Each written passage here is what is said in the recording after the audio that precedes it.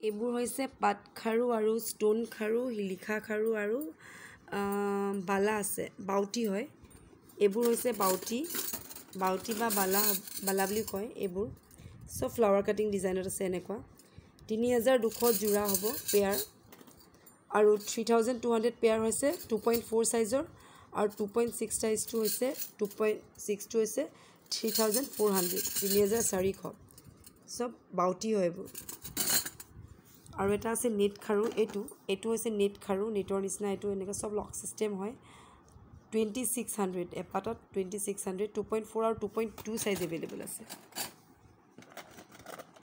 আৰু এইবোৰ পাট খাৰু হৈছে ছিংগল পিচ, এতিয়া অফাৰত দিয়া হৈছে 2300 2300কৈ ছিংগল পিচত দিয়া হৈছে 4600 পেয়াৰ, অফাৰ কাইলৈলৈকেহে আছে।